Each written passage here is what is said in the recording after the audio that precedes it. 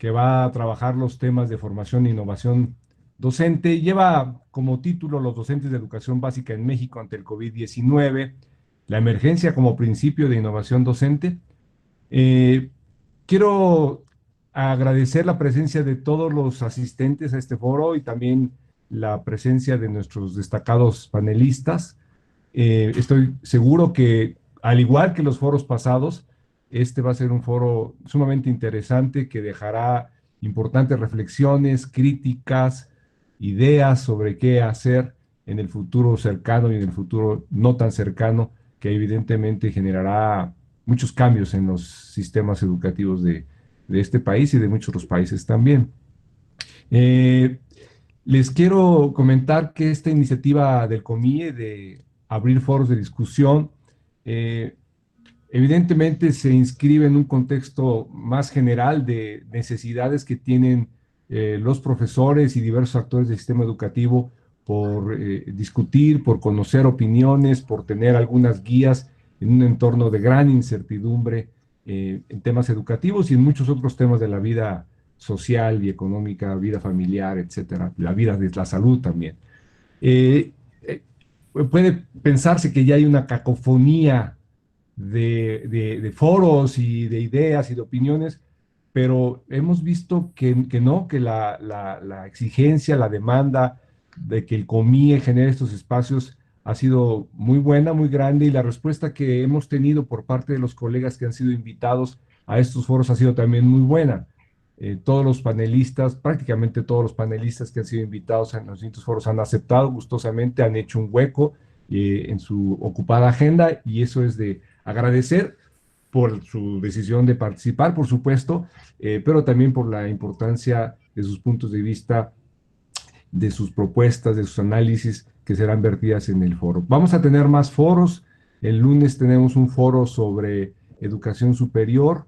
El martes, me refiero de la próxima semana, habrá un foro sobre educación media superior. Se está preparando otro foro sobre equidad. Se está preparando también un foro sobre temas de la virtualidad y la actividad docente.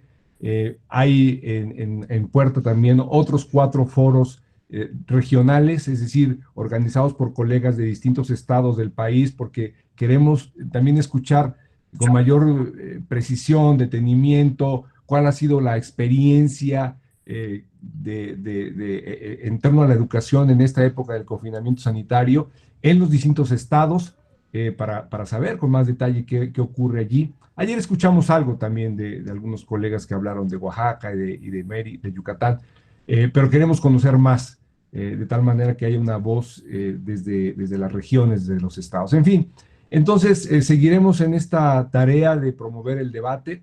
Ustedes saben que los materiales que aquí se generan quedan, sea como video en los canales del COMIE, o sea como materiales escritos también a través de los distintos mecanismos que tenemos de difundir el material escrito. Uno de ellos, por cierto, quiero extender la invitación a todos los que nos están escuchando y particularmente a los panelistas, es el blog Abran su Cuaderno, que es un blog que está dentro del sitio del COMIE, que recibe opiniones pequeñas de 2, 3 páginas, y ahí algunos panelistas nos han estado haciendo llegar sus reflexiones que, digamos, traducen por escrito a lo que opinaron aquí, y lo estamos comenzando a publicar. Entonces está teniendo también vida esta otra parte del sitio del COMIE, lo cual también es importante. Entonces quedan todos cordialmente invitados a pasar por escrito sus opiniones, sus ideas, para que puedan ser publicadas. Bueno, entonces esta es mi breve bienvenida, mi breve introducción, no específicamente a este foro, sino en general a la serie de foros, siempre con el ánimo de que el COMIE siga siendo un espacio de discusión plural, abierta, crítica, reflexiva sobre lo que nos está ocurriendo. Lejos está del COMIE querer tener una sola opinión, no es nuestra misión. Por el contrario, lo que nosotros queremos es dar lugar a que todas las distintas opiniones se expresen y formen parte del debate que hay actualmente sobre la educación. El debate fundado, bien razonado, crítico, constructivo, reflexivo, nunca está de más. Por el contrario, es necesario, y entre más se haga, más oportunidades tendremos de influir en las agendas tanto de la política educativa, que es importante, como de la agenda de investigación, que esa es nuestra meta principal, impulsar la investigación. Así es que no me extiendo más, les doy a todos una gran y cordial bienvenida y deseo que este foro sea tan exitoso como han sido los próximos. Muchas gracias, adelante.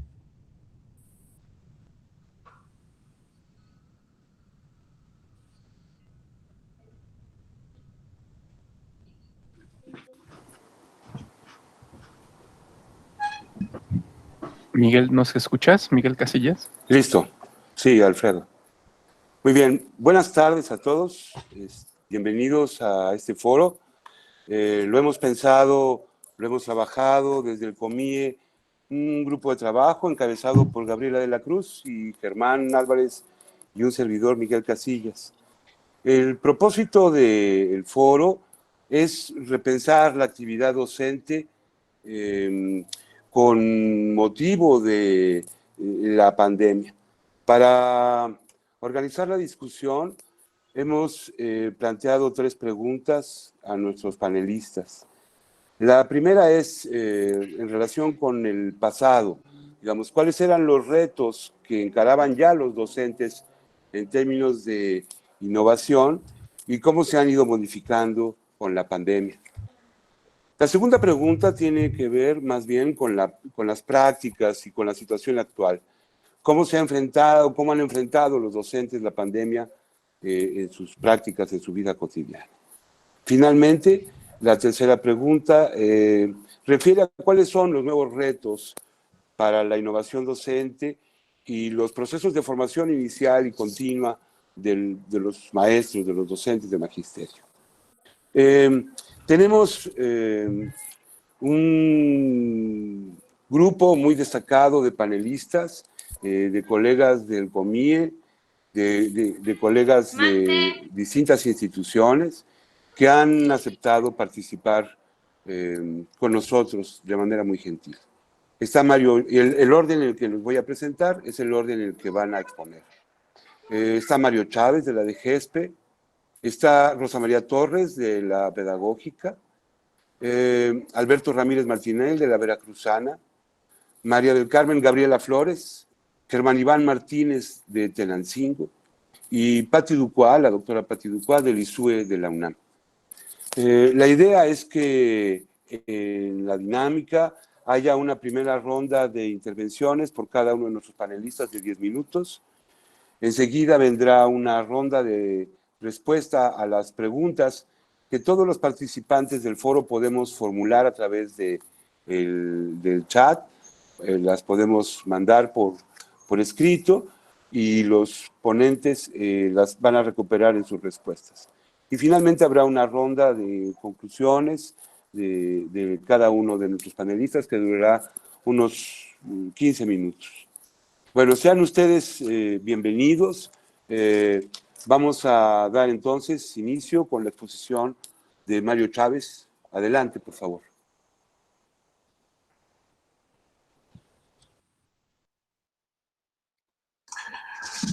Bueno, pues muy buenas tardes a todas, a todos. Agradezco muchísimo al COMIE esta invitación.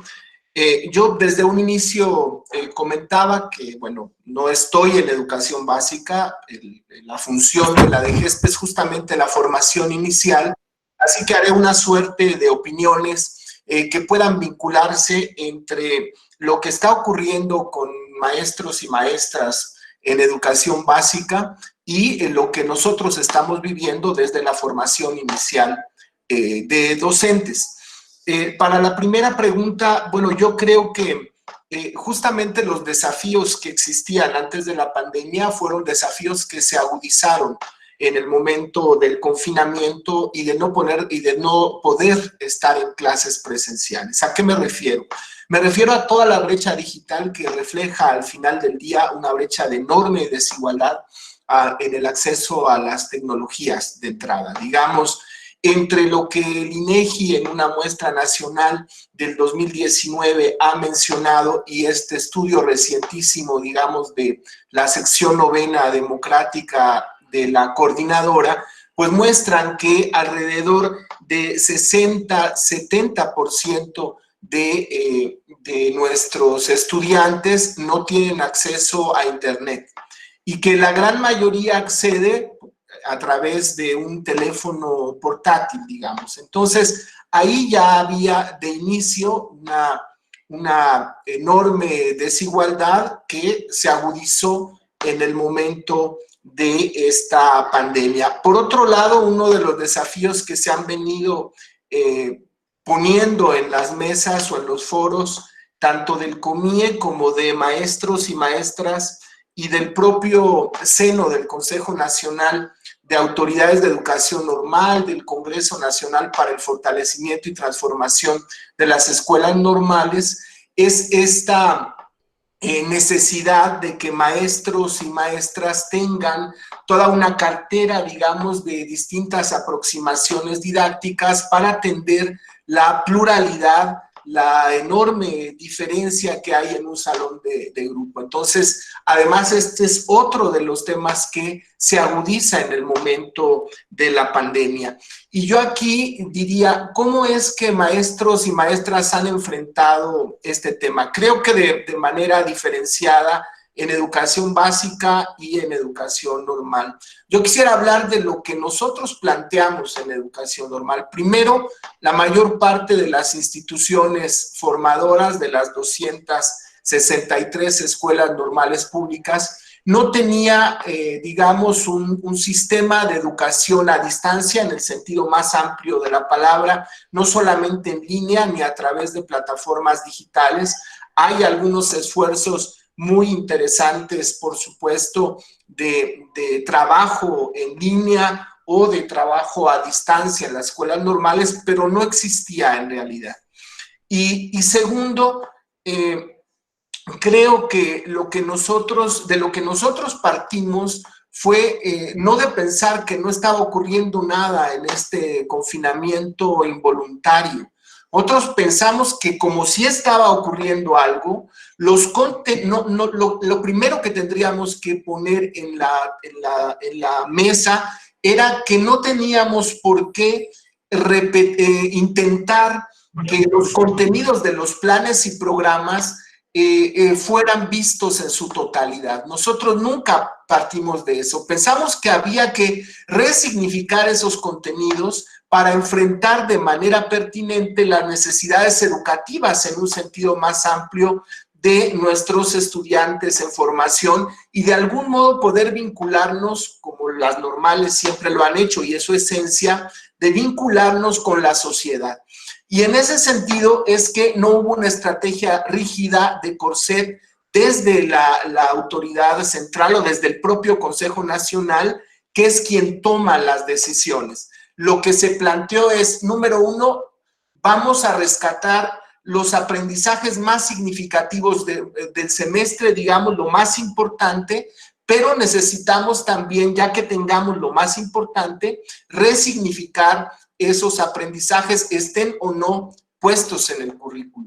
Y en ese sentido, dimos una completa libertad, digamos, para que hubiera todo un debate y una discusión a través de los colegios de maestros y maestras y se pudieran orientar hacia allá las clases o la educación a distancia.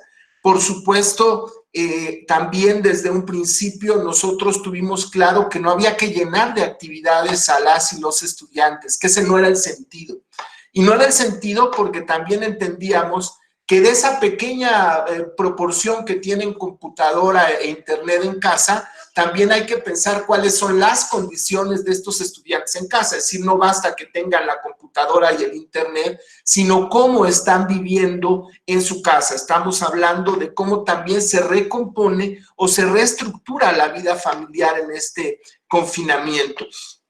Entonces no había que llenarlos de actividades y había que buscar otro tipo de intervenciones educativas. Creo que muchos de ustedes conocen estas intervenciones que se han hecho ahora en torno a la lectura, en torno de viralizar la lectura que se ha puesto en Facebook o en Twitter y que no solamente motiva el tema de la lectura y de la del fomento a la lectura, sino que particularmente muestra cómo no importa que estemos encerrados, cómo no nos dejamos que la tecnología se apropie de nosotros, sino cómo hay que tomar por asalto la tecnología y cómo, a pesar del aparente aislamiento en el que estamos, podemos construir redes, podemos construir comunidad. Y el otro tema que es importante, que ahora está puesto en redes, es este de la confinación Normalistas en Acción, donde resignificamos la práctica docente. No se puede en aula, bueno, pues hagámoslo en un sentido muy amplio, en hogares. Y entonces ahora tenemos a estudiantes de normales que están dándonos pequeños tips, pequeños temas de los nudos, digamos, de aprendizajes en el aula, y lo hacen con muchísima creatividad a través de un video. Solamente para terminar, yo diría, bueno, ¿cuáles son los retos de innovación docente y de formación inicial y continua de maestras y maestros? Bueno, creo que ahora los retos también se han redimensionado, digamos. Había una enorme brecha, estaba justamente en discusión y en proceso de planteamiento o de replanteamiento de planes y programas de estudio normales. Estábamos intentando también mirarlo desde otras ópticas, no solamente la construcción del currículo desde las competencias, sino también desde lo modular. Y bueno, pues creo que nos toma a nosotros sí en la mejor etapa, porque lo que estemos construyendo como propuesta de plan y programa tendrá que contener, por supuesto, de manera muy importante, otras modos de ver la educación y de construir currículo que pasan o que cruzan por estos hechos inéditos que nadie nos dice que pueden volver a ocurrir.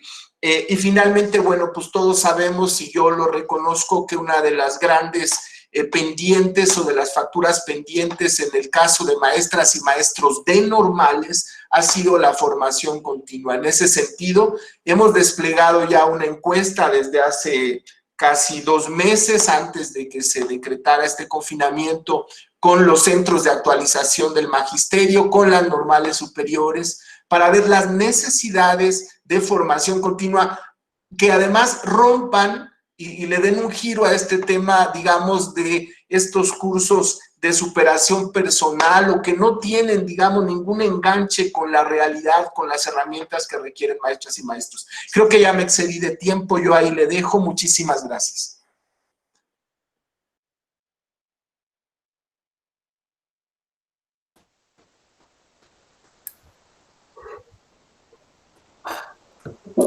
Bueno, a partir de ahora, la reunión la va a conducir la doctora Gabriela de la Cruz, quien va a ir otorgando la palabra a cada uno de los ponentes. En principio, vamos a continuar ahora. Muchas gracias a Mario. Vamos a continuar con Rosa María Torres, desde la Universidad Pedagógica Nacional. Adelante, querida.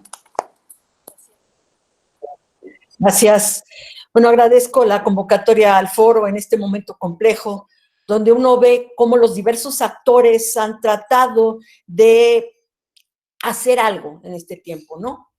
Pero también es cierto que al mismo tiempo compartimos con ellos la angustia y la incertidumbre frente a los efectos y consecuencias en el día después de la pandemia. Y se hace indispensable, por eso, este tipo de foros para enunciar y debatir y para aprender cómo en esta fuerte lección que nos ha dado la vida necesitamos avanzar, sin descuidar que aún estamos en crisis y estamos todavía afligidos.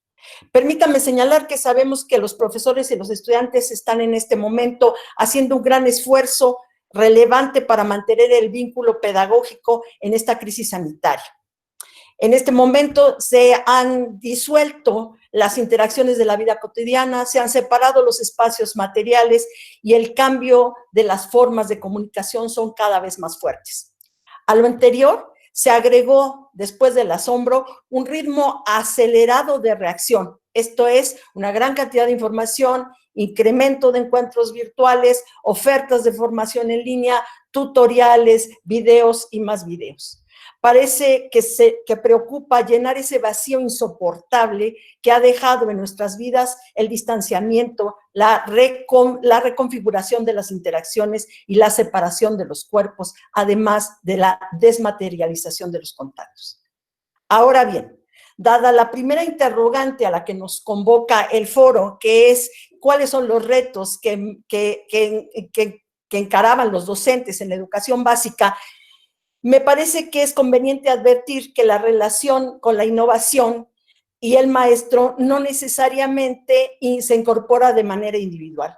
La innovación no está ligada a lo individual del ser docente, porque en el caso de la educación y particularmente de la escuela, lo que tenemos es una conformación y producción desde los colectivos y los gremios que en este momento también puede estar suspendida. En este sentido, y antes de seguir adelante, me conviene señalar que no es factible reducir la innovación a lo tecnológico, que a veces esa es la tentación, porque esta tiene que ver con una configuración novedosa de los recursos, con prácticas y representaciones de propuestas educativas al sistema, a los subsistemas y a las instituciones educativas. Por lo tanto, está relacionada con el potencial de uso que tienen los nuevos enfoques de enseñanza o la utilización de nuevos materiales, así como las posibles alteraciones de las creencias y supuestos pedagógicos que subyacen a la política o programas educativos. Aclarado lo anterior, continúo con los retos que enfrentaban los docentes y que creo que siguen enfrentando en este momento. Hay que reconocer que además en este periodo donde se vislumbran ciertas consecuencias, además de retos, se han planteado grandes dilemas. Así los docentes encaran que estaban atravesados por las desigualdades sociales, ya lo ha referido Mario. Realizan su trabajo desde una propuesta homogénea en una diversidad de contextos. Son parte de un sistema con reducido potencial de flexibilidad. Pertenecen a una profesión e institución exigida y cuestionada. Recae en ellos y recayó la interrogante de cómo sostener la continuidad pedagógica sin contar con la escuela como establecimiento, pero sí con la presencia de ella como mundo simbólico. Enfrentan una paradoja, ya que los profesores y estudiantes viven inmersos en una cultura digital y al mismo tiempo en un buen número de esos estudiantes y esos profesores tienen poco acceso y casi nula conectividad y tampoco uso de artefactos. Ahora bien, como mencioné, los retos muestran otro rostro. Se incrementan y generan dilemas. No pretendo dar cuenta, evidentemente, de cuáles son todos estos retos y cómo los modificó el COVID-19. Sí que señalaré los que a mi juicio tienen un carácter total. Ya se ha dicho en diferentes espacios que esta crisis sanitaria hizo todavía más patente las desigualdades y las diversidades. Pero hay más. Existe el temor profundo de que los programas de continuidad de enseñanza-aprendizaje en esta pandemia ahonden las brechas de desigualdad. Ante esto, parece conveniente volver a plantear el problema en términos de la diversidad, en esa tensión entre la diversidad y la igualdad que ya han señalado Caruso y Dussel. Y en esta misma lógica se abre el camino para pensar en forma más solidaria en formas más solidarias de reconstrucción y mejora de las instituciones públicas. Y de esta manera, afianzar un proyecto educativo que se perfile hacia una sociedad más justa, donde profesores y estudiantes sean sustantivos solo a esa tarea. Hoy, ante el establecimiento escolar vacío, hay que comprender qué es la escuela y sus aulas en sentido de espacios físicos y mundo simbólico como lugares privilegiados, que no únicos, de la enseñanza y del aprendizaje. Y saber de qué manera las prácticas de los profesores hacen parte de ese mundo de hoy. Cabe señalar que la escuela como territorio de la cultura tiene, como ya lo ha indicado Pérez Gómez, 3 funciones fundamentales, que ahora creo que se reafirman. Un proceso de socialización, la función política y la función educativa. En otros términos, la escuela tiene una función social como un servicio público, obligatorio y gratuito, que se propone cumplir con una función educativa sistemática e intencional ligada a la actividad reflexiva. Para la escuela y los sujetos que la sostienen, la pandemia hizo patente el dilema en el que estamos todos, no solo los profesores. La interrogante fue, ¿la escuela debe seguir? Algunos así lo plantearon, considerando que los contenidos de los programas deberían llevarse a los hogares. A estos se les ha denominado los continuistas. En contraposición con los continuistas están aquellos que proponen que debe aprenderse, que no debe aprenderse solo los contenidos, sino que se deben privilegiar lo que está sucediendo, lo que denominan experiencias vitales. Creo que acordamos que los programas no contienen los contenidos valiosos, todos los contenidos valiosos, y que las experiencias de vida son indispensables para cumplir las funciones de la escuela. Dicho esto, me parece que la escuela y sus contenidos como proyecto cultural y social deben hacerse presentes en momentos de crisis. No podemos dejar a los estudiantes en manos de la cultura mediática, incluso a riesgo de cometer errores y excesos como la saturación de tareas, el uso equivocado de las herramientas tecnológicas, la falta de acompañamiento, etcétera. Eso es lo que ha estado también sucediendo. Pienso que podemos y debemos mantener nuestras posiciones y sostener nuestros argumentos. No obstante, hoy nos queda la tarea de aprender de la experiencia. Aprender de y con los docentes para comprender la complejidad de las prácticas pedagógicas y de una profesión de la cultura como lo es la docencia. Ser profesor en tiempos complejos amerita acompañamientos diferentes y formas diferentes de trabajo al interior de las escuelas. Aprender a reconocer y reflexionar los saberes de la escuela. ¿Qué es aquello que la escuela quiere transmitir? Aprender de las familias ante el hecho de que las escuelas cerradas en la relación presencial obturada han planteado en el hogar un lugar central de proceso de enseñanza fundamentalmente mediado por las tareas escolares. Si hablamos de retos y dilemas modificados por la pandemia, debemos hacer referencia a una cultura digital. Es significativa la importancia que hoy el ritmo arrollador del cambio tecnológico y por lo tanto de una especie de continuo sin interrupción que se vio reforzado por esta crisis. No caer en la tentación de pensar que el cuestionamiento al uso de las tecnologías digitales es simplemente factor de retrógradas y de tradicionalistas. Muchas de esas miradas ayudan a no sucumbir a la idea de que todo va bien con la tecnología. Y sí creo que la cultura digital es y se ha instalado y se ha integrado en la escuela, pero no debe ser sin reflexión. En general, todos estamos expuestos al uso de computadoras, tabletas, pizarras electrónicas, laboratorios informáticos o incluso convivencia cotidiana con los celulares y otros artefactos digitales. Pero al mismo tiempo esa condición no es para todos, de tal suerte que existen claras diferencias en el manejo de los códigos, las lógicas de las TICACs y de las herramientas. Por falta de acceso de un buen número de profesores y estudiantes a la conectividad, a los artefactos y a la alfabetización digital. Doctora, un minuto para terminar, perdón. En el día después no sabemos si podremos responder a esta velocidad insospechada de las tecnologías y menos también examinarse la escuela en forma de cómo ahora se hibridarán las formas de enseñanza. En otras palabras, el juego entre los contactos y la desmaterialización sin dejar de ver el potencial de nuestras prácticas. Toca añadir ahora algunas cosas acerca de la formación inicial y continua de los docentes. Responder a esta pregunta me parece demasiado compleja para cualquiera que quiera enfrentarla, pero se debe reconocer que esta es la dimensión que hoy tienen las interrogantes. Por tanto, uno avisora posibles rutas. No entraré en detalle, pero quiero decir quizás solo una para concluir. Creo que toca añadir a la formación inicial y continua, responder a la gran pregunta de qué pasa, qué es esto de enseñar y qué es esto de aprender. ¿Qué es esto de enseñar y qué es esto de aprender? Porque Esto también remite a lo que significa el currículum y su transmisión de cuáles son los contenidos valiosos. En cuanto a enseñar a aprender, igual en este momento, pienso que se pueden preguntar en esta relación qué es cuidar. ¿Qué es cuidar a los otros? ¿Qué es cuidar la salud? ¿Qué es cuidar la enseñanza? ¿Qué es cuidar el aprendizaje? Estoy por terminar.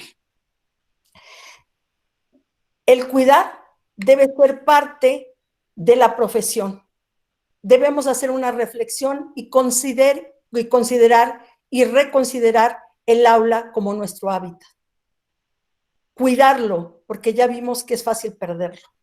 Más que una incorporación de lo socioemocional, es pensar el cuidado con la dinámica de dar, del preocuparse por el bienestar, de cómo actuar frente al respeto de los bienes culturales, de esa distribución, de ese reparto, de la reparación, de la igualdad de los seres humanos vista desde el pueblo.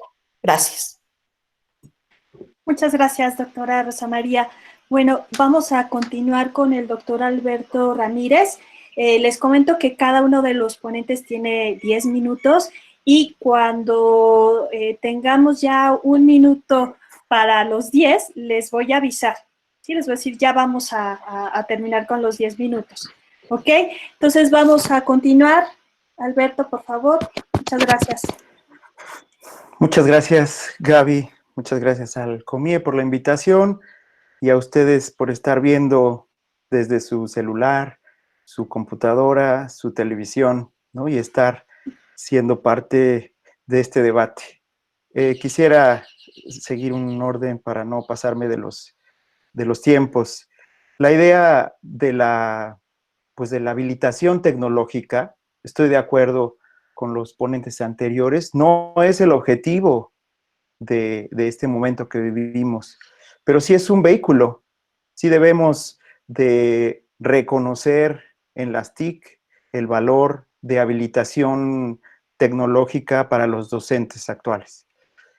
Hace unos años hicimos una investigación, el doctor Miguel Casillas y un servidor, a Miguel lo vieron hace rato, lo pudimos saludar, sobre los saberes digitales de los profesores en un contexto veracruzano, con cerca de 1000 profesores de manera remota y trabajamos con 200 profesores de preescolar, de primaria y de telesecundaria principalmente para definir los saberes digitales de los profesores de educación básica. La idea es, pues, cumplir con un reto que inicia previamente, que inicia antes del COVID, ¿no? Y eso es porque los profesores efectivamente no tienen un piso común y necesitamos habilitarlos, necesitamos darles las herramientas para poder acercarse a sus estudiantes desde el aula o inclusive ahora que están a la distancia. El reto, por supuesto, es esta docencia no presencial de emergencia. Alberto, perdón, es que ya se nos cruzó aquí. Tengo a la vista la presentación de Gaby Flores. Si la puedes quitar, por favor, Gaby. Listo, Alberto, gracias. Gracias. Bueno, seguimos hablando mientras vemos ahí las 10 lecciones sobre educación. Seguimos con esta idea de habilitar tecnológicamente a los profesores. Quizás si apagamos el micrófono, ya deja de pasar nuestros videos a la pantalla principal. Bien, hicimos una investigación sobre 10 rubros. Los 10 rubros les hemos llamado saberes digitales y entendemos a los saberes digitales como una estructura graduada de habilidades instrumentales y conocimientos teóricos de carácter informático e informacional que nos ayuda a hacer observable un horizonte de formación. Nuestro criterio siempre fue los saberes digitales mínimos.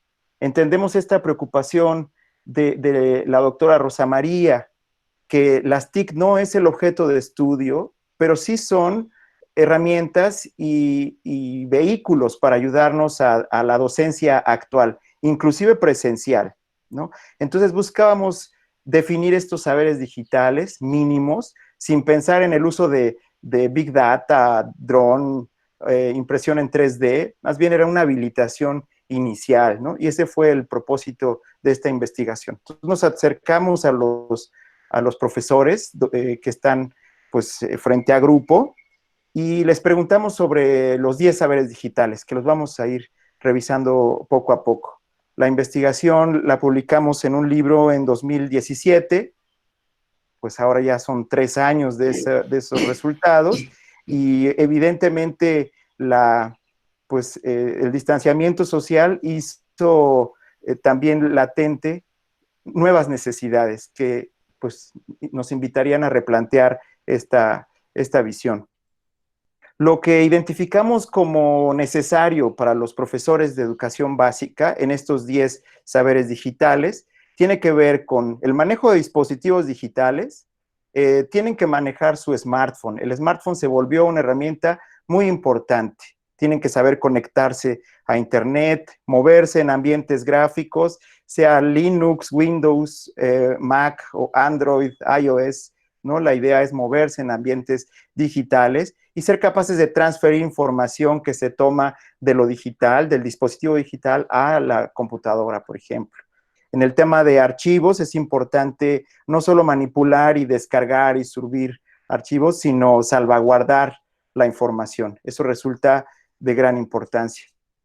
En el tema de saber utilizar software especializado, hicimos una diferencia entre el software de preescolar, el software de primaria, el software de secundaria, y bueno, identificamos, los profesores nos dijeron qué era lo que los profesores utilizaban, ¿no? Por ejemplo, JClick y Hot Potatoes, que son unas herramientas de hace mucho tiempo, pero siguen siendo vigentes, ¿no? Y que se mezclan con otras como Kahoot y Excel Learning, que son algo mucho más basado en dispositivos o en web. También resulta importante reconocer y utilizar las páginas web oficiales de la Secretaría de Educación, de proyectos de apoyo al magisterio. Sobre el texto, manejo de texto y texto enriquecido, pues resulta también muy importante la recepción de documentos, la elaboración de oficios, de formatos, el trabajo en texto plano, pero también en texto enriquecido para crear material de clase.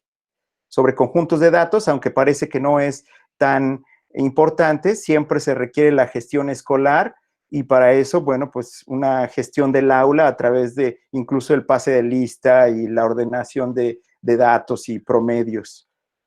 Sobre multimedia, que ahora es mucho más necesario, gira en torno a la reproducción de medios, ¿no? Ubicar los medios y saber reproducirlos, saber enviárselos a los estudiantes o a los colegas. Esto, aunque también es importante crear y editar, no siempre, no para todos los niveles, resulta igual de importante.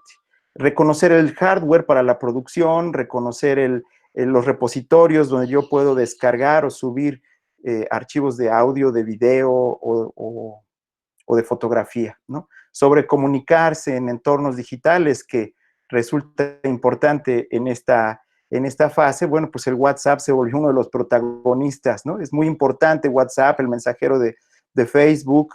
Correo electrónico se usa para cuestiones mucho más formales, pareciera que va en desuso, y también con el gran protagonista de este momento, las videollamadas, sea por Meet, sea por Zoom, por Teams, por otros, incluso de software libre que es deseable, ¿no?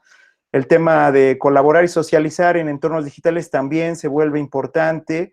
Las redes sociales, la administración de plataformas, Google Classroom como una herramienta nacional para mantener la continuidad de la que refería la doctora Rosa María. Y bueno, pues trabajar también de manera remota, siempre protegiendo la integridad de los niños en todo lo que esto significa, desde no publicar sus rostros en Internet hasta no hacerlos ir al café Internet, ahora que se sugiere no estar fuera de nuestras casas.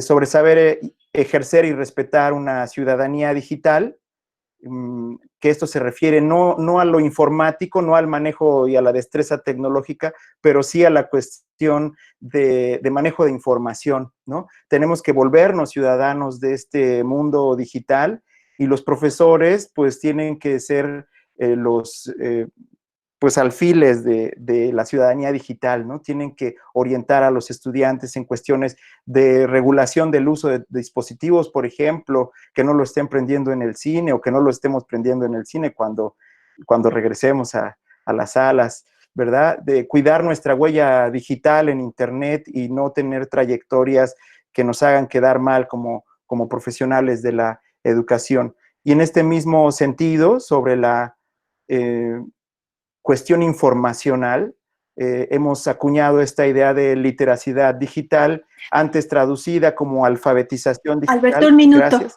Y lo que buscamos es que la literacidad de los profesores permita realizar búsquedas avanzadas utilizando operadores booleanos, álgebra booleana, para hacer búsqueda en Google, por ejemplo, ¿no?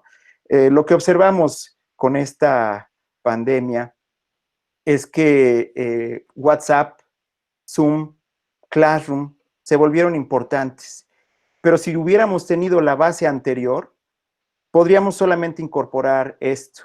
Hemos nosotros avanzado a través de habilitación tecnológica de docentes. Hicimos un diplomado en ANUYES. Nos sentimos muy orgullosos porque capacitamos a 400 profesores de educación básica. Luego hicimos un manual para autobuses Vasconcelos que van recorriendo las escuelas de los municipios en Veracruz, y también tuvo un alcance importante. Hicimos un trayecto formativo de TIC con la Dirección de Educación Normal, que incluso se presenta en la de GESPE, con 3 experiencias educativas, pero cuando le dimos al clavo fue con los MOOC. Hicimos el MOOC de saberes digitales para docentes en México X, que está por termina el 24 de mayo, y hemos recibido 45,000 profesores. El día de mañana iniciamos el nivel 2, hoy tenemos 3,000 inscritos. Creemos que una capacitación masiva, que incluso incluya esta habilitación, esta actualización para la habilitación tecnológica en la docencia no presencial de emergencia, puede ser el camino, y tenemos a México X como plataforma, tenemos los cursos derivados de la investigación y bueno, pues como Universidad Veracruzana podemos dar el respaldo para la habilitación tecnológica gratuita, de buena calidad y masiva. Termino diciendo que requerimos un piso común. Se requería desde antes, pero ahora se ha hecho más evidente. Efectivamente, no todo va bien, y la cultura digital no tiene que tender a la alta, más bien es habilitadora.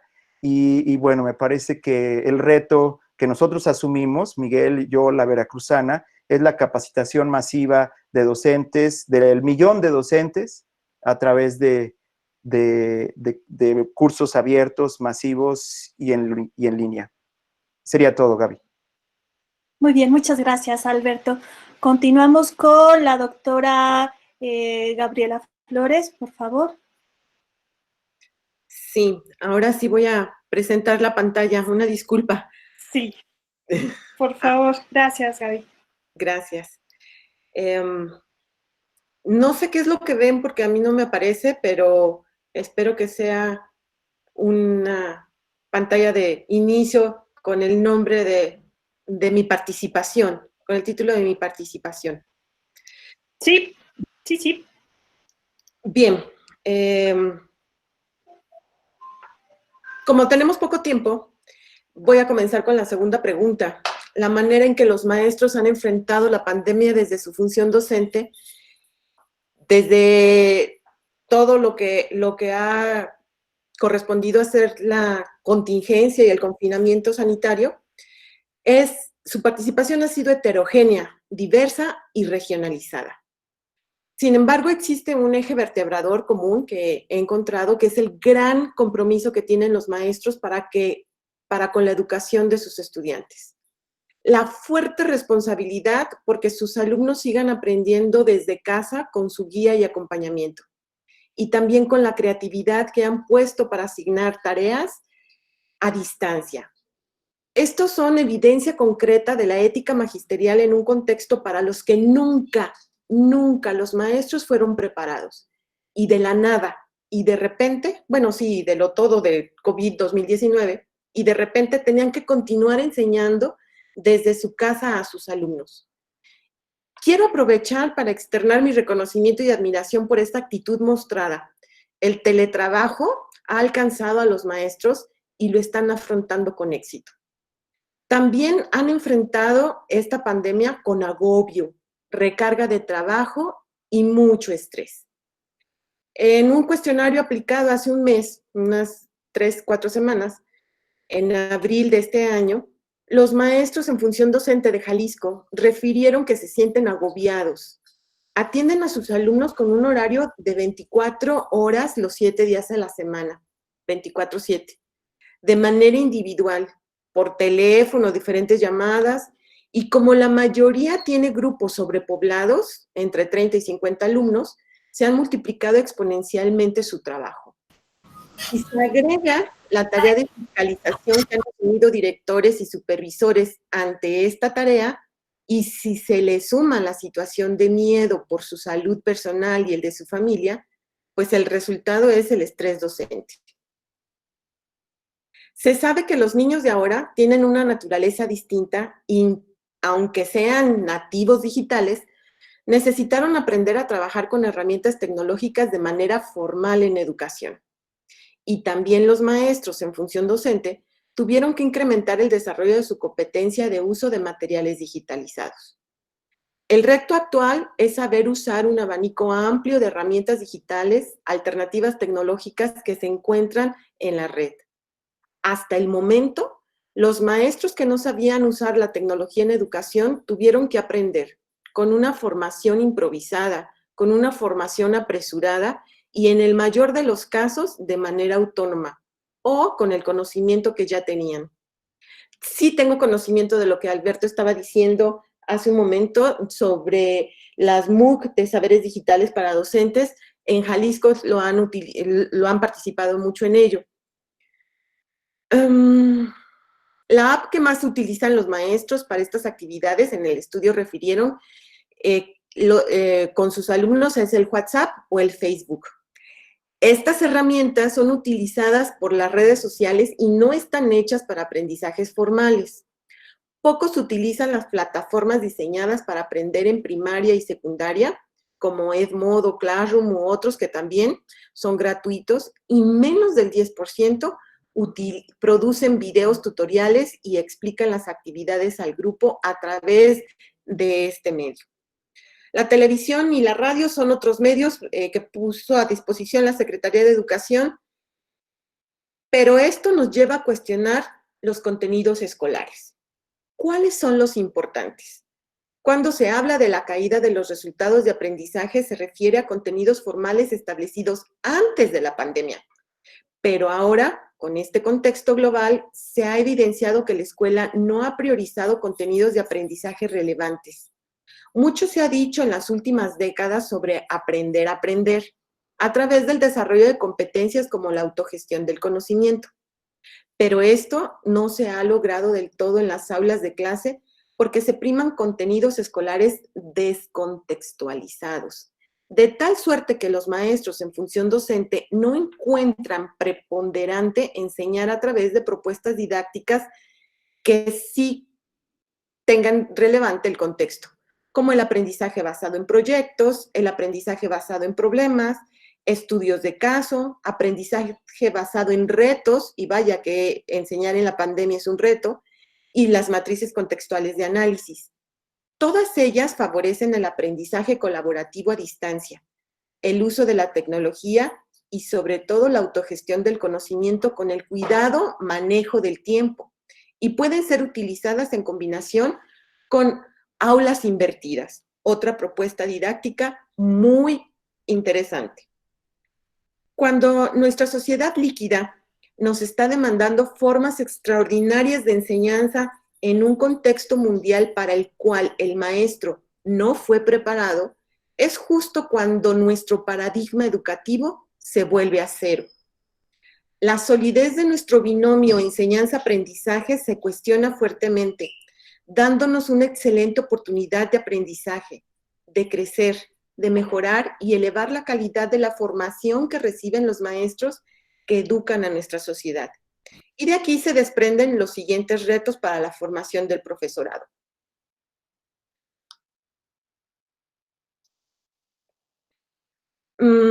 Debemos de dar un gran giro de 180 grados, de enseñar con el paradigma de educare a un paradigma educere. Cambiar el pensamiento del paradigma. Las instituciones formadoras de docentes, ya sean en universidades o en las escuelas normales, tienen el gigantesco reto de considerar el paradigma de educere en la formación del maestro. Esta forma de pensamiento sobre la enseñanza es incluyente, es para todos. Acompaña la experiencia del aprendizaje, como lo dice la doctora Rosa María Flores, que hablaba de aprender de la experiencia. Y además nos enseña a hacer uso del tiempo, el desarrollo de la autogestión del conocimiento y fomenta el aprendizaje autónomo, pero sobre todo considera los contenidos escolares que son relevantes, significativos, contextuados, flexibles y heterogéneos.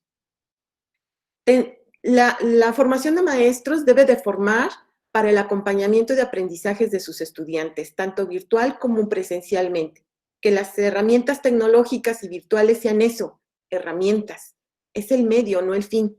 Y que aprendan a acompañar modificando sustancialmente su práctica docente y convertir a la escuela en una auténtica comunidad de aprendizaje, que es una propuesta de la educación holista e integral. En el estudio, los maestros referían que muy posiblemente pudieran incluir estas actividades a distancia cuando se incorporen a las aulas de clase de manera presencial, para que los niños puedan irse acostumbrando a ambas formas de aprender. Y eso me parece como que los propios maestros ya están visualizando esta parte. También se tienen que diversificar las habilidades de motivación del aprendizaje. La distancia espacial no debe ser un impedimento para tener un contacto cercano y certero con todos y cada uno de los estudiantes. De hecho, es tan cercana a la distancia que los maestros refirieron que tuvieron una oportunidad de conocer más y mejor a sus alumnos, ya que tienen una educación casi personalizada e individualizada. Un reto para los sistemas educativos que se debe considerar muy seriamente es reducir la población de los grupos. La enseñanza personalizada no permite grupos numerosos. Será finalmente, hay que hacerle caso a las recomendaciones pedagógicas de hace varias décadas, con grupos pequeños. La pandemia nos ha enseñado que los grupos de 30 y 50 extenúan al maestro y bajan la calidad educativa. Un tema profundamente importante para forjar a la sociedad del futuro inmediato, es el trabajo con la educación emocional. Ese es un reto para la formación del maestro, es incluir el tema de manera profunda y no nada más superficialmente. Un reto es de que estemos conscientes de que muchos de los niños de preescolar y primaria se quedan en casa atemorizados de salir a la calle o de que sus padres salgan porque se pueden enfermar y morir. Serán adultos que vivan con miedo y el miedo mata. Es prioritario formar al maestro para el trabajo con estrategias de inteligencia emocional y puedan disminuir el miedo de los niños y de esa manera redirigir la atención hacia aprendizaje de contenidos relevantes. Y finalmente, la actualización permanente para conocer a los estudiantes, sus necesidades y formas de aprender que cambian vertiginosamente. La sociología contemporánea ha establecido características de las generaciones sociales en los últimos años. Los maestros las han reconocido porque han trabajado y enseñando a estas generaciones. Y escuchamos frases entre los maestros tales como: los niños de ahora son muy diferentes. Antes, los niños ponían más atención. Los niños ahora... Doctora Gaby Flores, 1 minuto. Sí, gracias. Los niños ahora traen otro chip, entre otras expresiones. La formación del maestro podrá considerar incluir temáticas en las que conozca mejor las características de los niños con quienes hoy por hoy están trabajando. Los niños menores de 10 años, o sea, los que están ahorita en 4º año de primaria, pertenecen a la generación llamada alfa. Son hijos principalmente de la generación millennials, cuyo comportamiento en las aulas fue bastante peculiar y que rompieron el paradigma que los maestros tenían sobre sus alumnos. También son muy diferentes a la generación Z, quienes todavía están en las aulas universitarias. Definitivamente, los maestros tienen razón. Los niños de ahora no son los mismos, y con la pandemia, menos.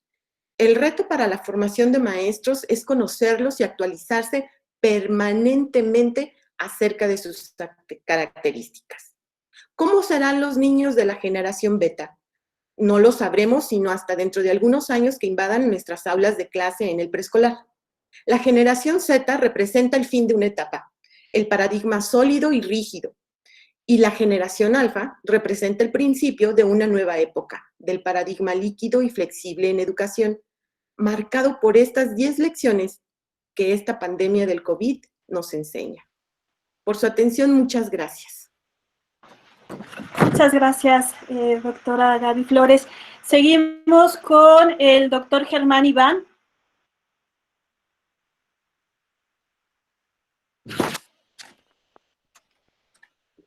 Hola, muy buenas tardes. ¿Me escuchan? Listo. Adelante. Buenas tardes, gracias. Muy buenas tardes a todas, a todos. Agradezco profundamente al doctor Germán Álvarez Mendiola, presidente del Consejo Mexicano de Investigación Educativa, la invitación que me hiciera por conducto de la doctora Gaby de la Cruz, coordinadora de formación del COMIE, para participar esta tarde en este foro virtual de análisis. Saludo con respeto y con aprecio a quienes participan conmigo en esta actividad y desde luego a quienes nos ven y nos escuchan este día y que están interesados como nosotros en revisar el papel de los docentes mexicanos ante una enfermedad que ha afectado a un número amplísimo de la población mundial. Como sabemos, esta pandemia es una afección global, afección que es al mismo tiempo aflicción, es decir, consternación, angustia, desconsuelo para un amplio sector de la población. Me refiero no solo a las comunidades marginadas, sino también a nuestros grupos indígenas. Esta aflicción es generada por el elevado número de pérdidas humanas que llegan ya a las 300,000 muertes, pero también por los nuevos brotes aparecidos recientemente en Corea del Sur, China, Indonesia, el reconocimiento que ha hecho la Organización Mundial de la Salud de que aún no hay nada que acabe con el coronavirus y desde luego como padres y como docentes también nos preocupa saber cómo serán las condiciones en las que puede darse nuestro retorno a clases. Permítanme hacer una pausa para externar mi reconocimiento a 3 figuras importantes en este momento. En primer lugar, a los trabajadores de la salud, quienes luchan contra este padecimiento planetario. En segundo lugar, a quienes lidian con la intención de atender la educación de los más pequeños y hacerlo desde casa.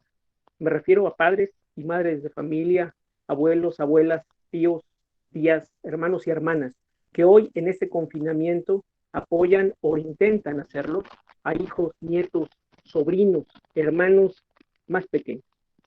Seguramente hemos advertido ya en esta cuarentena prolongada la importancia de los buenos modales, el autocontrol, las rutinas y lo fundamental que es fomentar hábitos de higiene, de trabajo y de estudio para que nuestros hijos y nuestros estudiantes salgan adelante.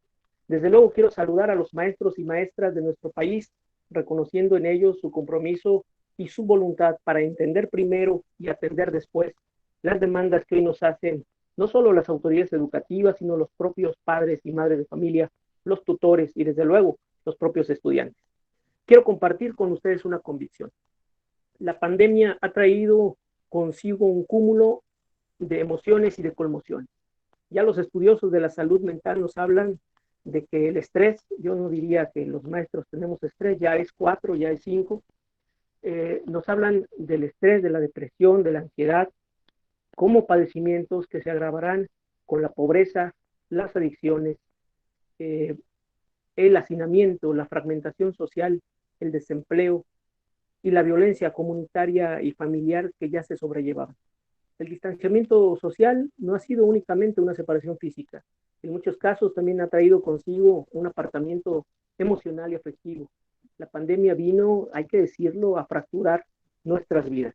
Vino a exponer nuestra fragilidad humana, a causarnos múltiples heridas y a mostrar la diversidad de crisis de las que ya Edgar Morin había hablado en su libro La Vía, publicado hace 9 años.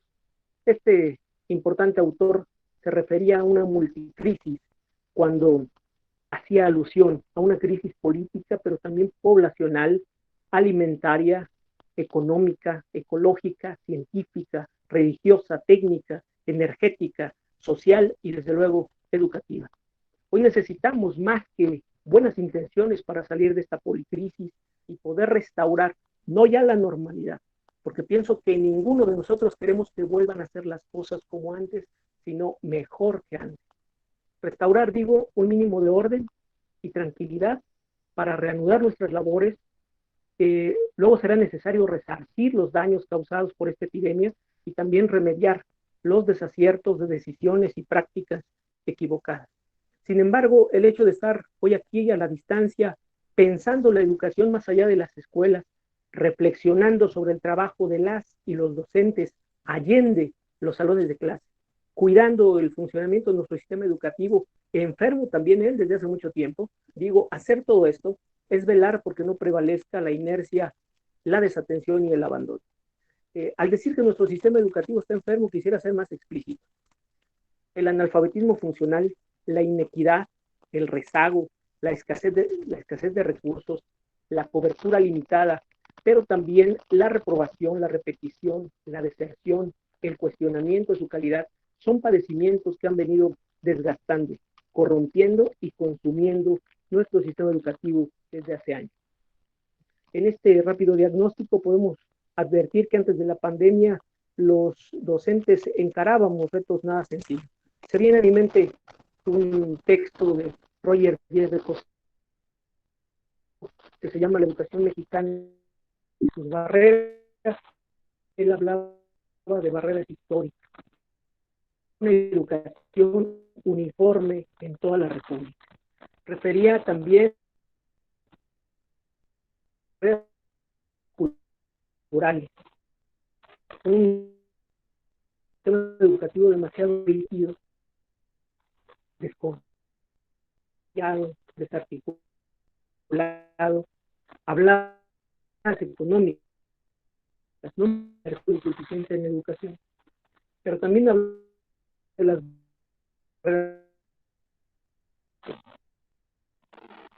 muchos maestros y maestras nos ven. Perdón, doctor Germán Iván, si gusta apagar su video, al parecer hay un delay en la transmisión del audio para darle prioridad a este.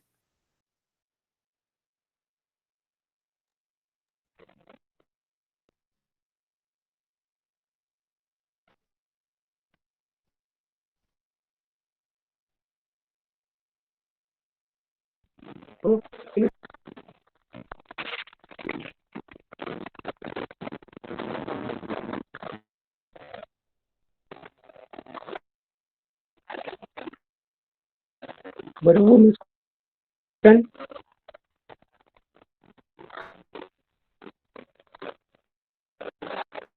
Bueno.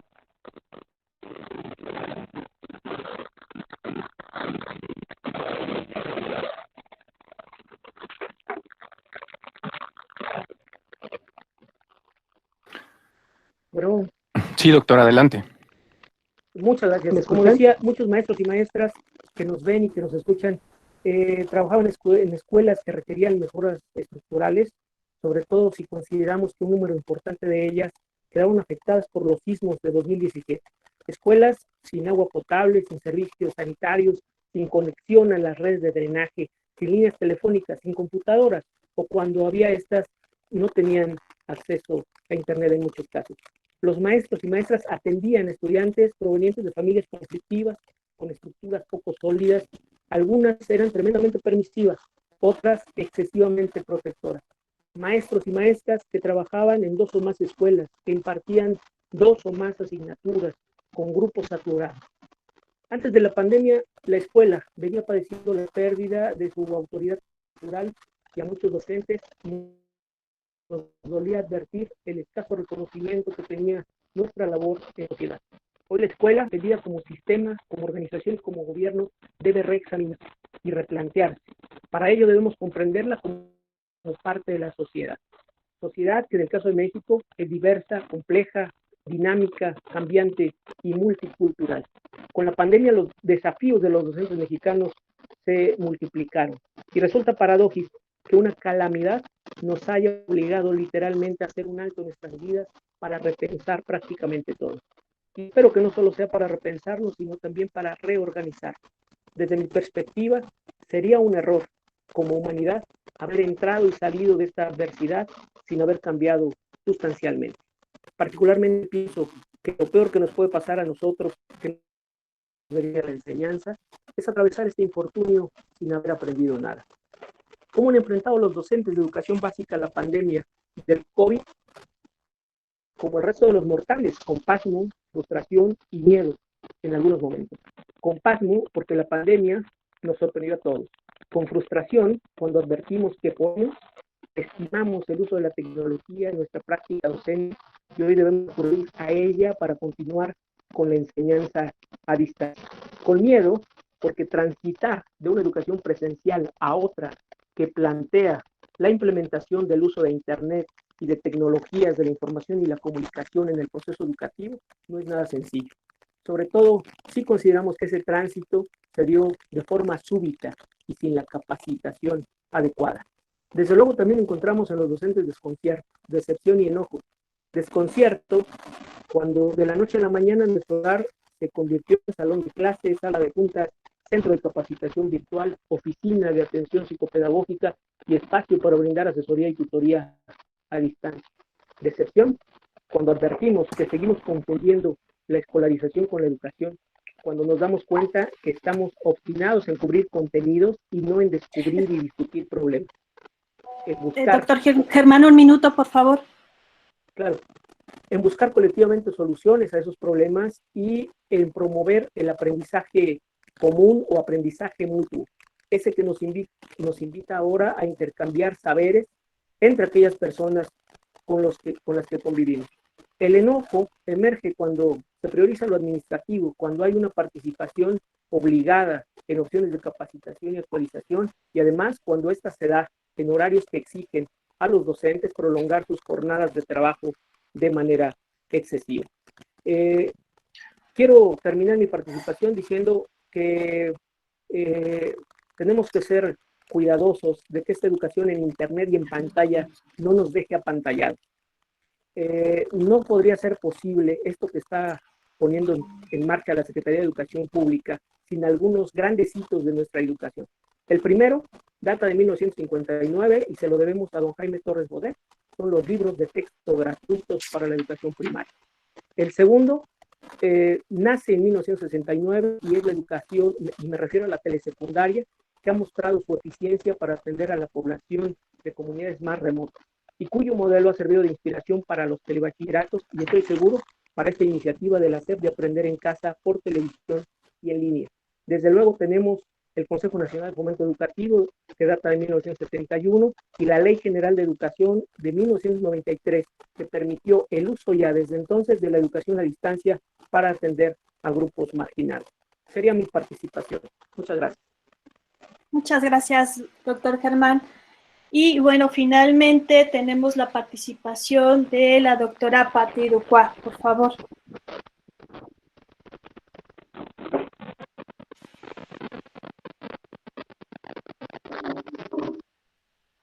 Gaby, ¿ya me escuchan?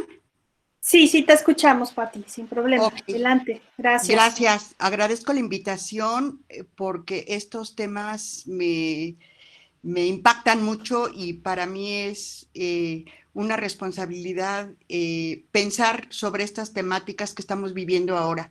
Bueno, en primer lugar, yo estoy de acuerdo con los planteamientos que han hecho los colegas y yo primero voy a poner unas premisas. Una primera sería que la pandemia ha interpelado a la sociedad mundial en torno a todas las dimensiones que configuran esta realidad global, regional y local. Pero más puntualmente, muy específicamente, al sistema educativo, a la escuela, a los docentes, a los padres de familia y, por supuesto, a los políticos y tomadores de decisiones.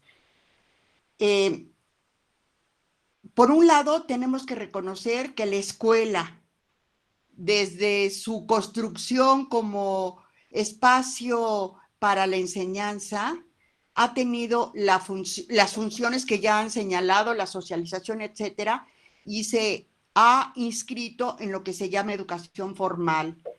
Pero por otro lado, hay que reconocerlo, y lo están reconociendo ahora los padres de familia, el que la escuela tiene también otra función que ha sido cuidar a los niños y adolescentes. Estoy hablando de educación básica, preescolar, primaria y secundaria.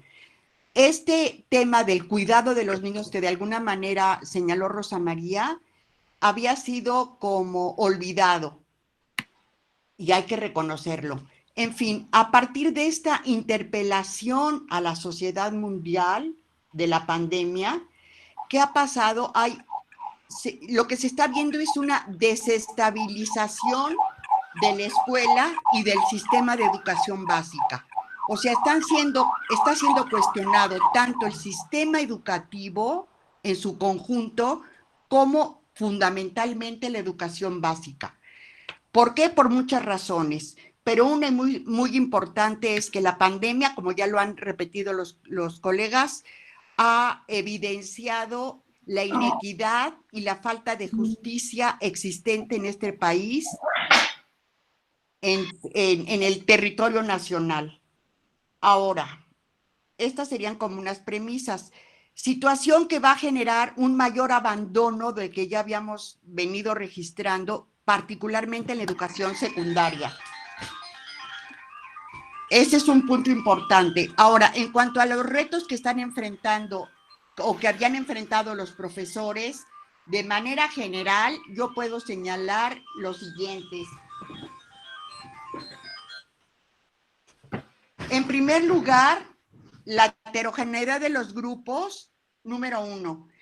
Y desde el punto de vista didáctico, curricular, la fragmentación de los conocimientos.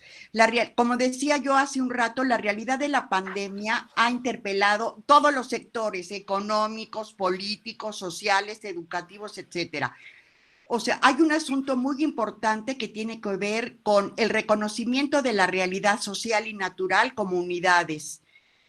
Sin embargo, a nivel curricular se sigue trabajando por asignaturas, o sea, separadamente. A pesar de que el currículum actual de educación básica habla, o sea, está inicialmente integrado, en realidad acaba fragmentado con base en asignaturas. Este es otro punto. Un segundo punto es la dependencia de los libros de texto. Este es un asunto importante. Si bien los libros de texto han salvado en cuanto a los contenidos y saberes a muchos de los maestros, sobre todo de CONAFE, hay otras maneras de trabajar, no con esta absoluta dependencia de los libros de texto, porque esto coarta la creatividad, la capacidad de innovación.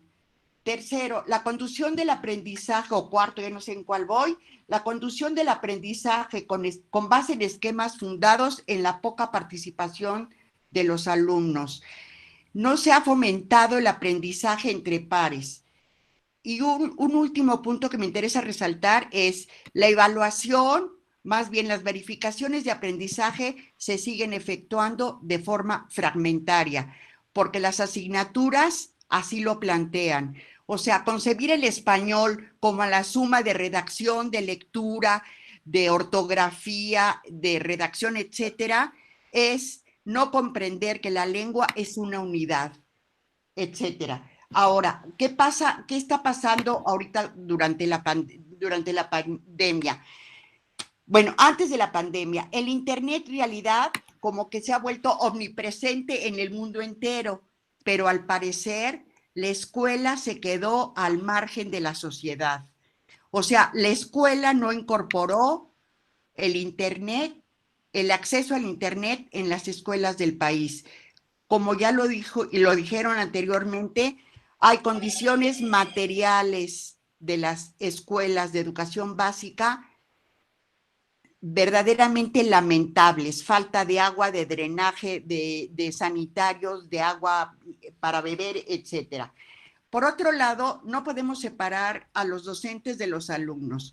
Yo quiero decir que los alumnos dominan perfectamente bien las redes sociales. Esto es lo que hemos visto ahora. Dominan muy bien las redes sociales y el Internet para juegos, música, videos, etcétera, pero no necesariamente para el aprendizaje, es decir, para aprender. Pero esto también pasa con muchos profesores, dominan las redes sociales. Esto no quiere decir que no haya profesores muy formados en materia de tecnologías, sí hay, por supuesto, y hay que reconocerlo, pero no todos dominan tecnologías para la enseñanza, como ya lo han señalado. Y tuvieron que incorporarse velozmente y sin preparación para hacerlo. Por otro lado, tampoco los padres de familia cuentan con elementos materiales, condiciones materiales en cuanto a tiempo, disposición, computadora, etcétera, para que los Pati, alumnos... un minuto, por favor. Bueno, es decir, yo lo que quiero señalar aquí es que los padres de familia se convirtieron de un día para otro ¿en qué? En ayudantes de los profesores, en asistentes de los profesores, tarea para la cual no estaban preparados. Y se convirtieron también en ayudantes en materia de tecnología, los que pudieron, pero se ha quedado una cantidad de población sin poder acceder a los programas que se han establecido. Ya, con esto acabo. Iba a pasar unas láminas, pero ya no me da tiempo. Pati, no las compartes. Okay. Y ya las compartimos así mismo con el grupo, con toda la gente que está con nosotros hoy. Muchas gracias. Pues bueno, vamos a pasar a la ronda de preguntas. Creo que fue muy nutrida la participación de todos, de todas. Muchas gracias. Y pues seleccioné algunas preguntas que pues vienen a representar parte de lo que han expresado. Las voy a plantear de manera abierta con la idea de que cualquiera de nuestros ponentes puedan contestarlas. Y además, si alguno de ustedes quisiera profundizar en algo que tal vez se quedó en el tintero o una réplica para comentar lo que algún compañero también expresó, adelante. Bueno, voy a hacer las preguntas más frecuentes que se presentaron en el chat. Una de ellas es, ¿qué estrategias educativas consideran pertinentes para los contextos sin conectividad?